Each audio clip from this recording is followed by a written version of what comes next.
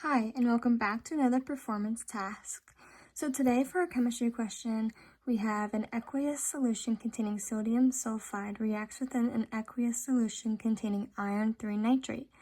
Assume that iron maintains its oxidation level during the reaction.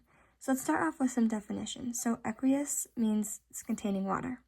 An oxidation number is the total number of electrons that an atom either gains or loses to form a chemical bond with another atom. So knowing that, let's get started. So let's first identify the two reactants in this reaction. The problem says we're reacting sodium sulfide with iron 3 nitrate. To figure out the formulas, I look at the ions in the compounds and see what they make. So sodium is a metal in group 1 of the periodic table, and it forms a positive 1 ion written as Na to the positive. Sulfide is an ion that comes from sulfur, and it forms a negative 2 charge written as S2 negative. To make a neutral compound, I need 2 sodium ions for every sulfide ion, so the formula would become Na2S.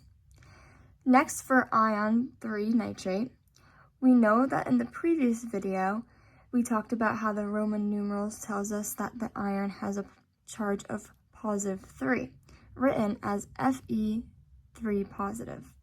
Nitrate is a polyatomic ion with a negative 1 charge, written as NO3 to the negative. To balance out the charges, I need 3 nitrate ions for every 1 iron ion, so the formula would become Fe in parentheses NO3 close parentheses 3. So my two reactants are sodium sulfide and iron 3 nitrate. All right, let's move on to question 2. It's asking us what kind of reaction will occur. So this reaction would be a double replacement reaction because we have 2 ionic compounds in one solution, sodium sulfide and iron 3 nitrate. They are actually going to swap ions. So the positive ion from one compound switches places with a negative ion from another compound. So sodium will pair with nitrate and iron will pair with sulfide because this is positive, this is negative, this is positive, this is negative. So these two will swap and become FeS3 plus NaNO3 because they swapped ions. Okay, so now we're going to write the word equation, and this shows the names of all the compounds and their phases. So we're going to kind of write this one together. Okay, so we're going to write a word equation together, and now that we know the previous compounds, we can now name all the compounds and their phases. So we're going to start with sodium.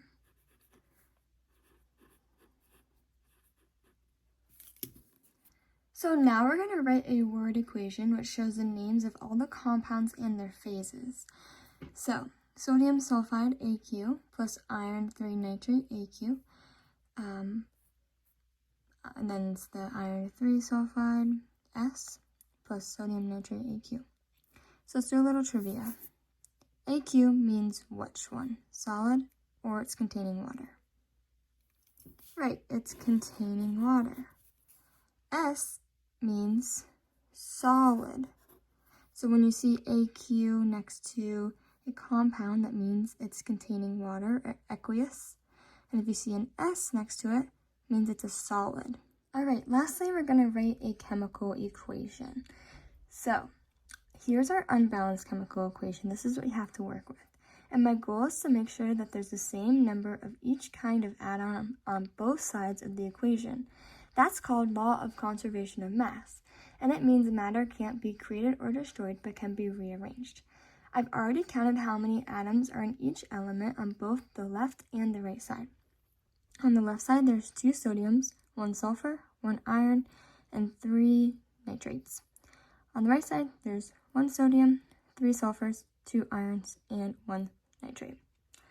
On the right side, there are 2 iron atoms and Fe2S3. So I'll put 2 in front of FeNO33 on the left side to give me 2 iron atoms. So now the irons are equal. Next, I'll balance the nitrate groups. When I put the 2 in front of FeNO3, I created 2 times 3, and that made 6 nitrate ions on the left side. So I'll need 6 nitrate ions on the right side too. Since each NaNO3 contains only 2 nitrates, I'll put 6 in front of NaNO3. That 6 in front of NaNO3 gives me 6 sodium atoms on the right side. Each Na2S molecules has 2 sodium atoms, so I'll need 3 of those molecules to get a total of 6 sodiums, because 3 times 2 is 6. So I'll put a 3 in front of Na2S. So now I'll double check my sulfur ions, and on the left side, there is 3, and on the right side, there's also 3. So when I count everything matches up. So this is the balanced equation. Sodium has 6 on the left and 6 on the right. Sulfur has 3 atoms on the left and 3 on the right. Iron has 2 on the left and 2 on the right. And nitrate has 6 on the left and 6 on the right. So now that everything is balanced, we can say that this is the chemical equation for the reactants, and AQ again stands for aqueous, which is containing water, dissolves in water, and S is solid, so it stays solid. Thanks for watching. I hope you enjoyed this video.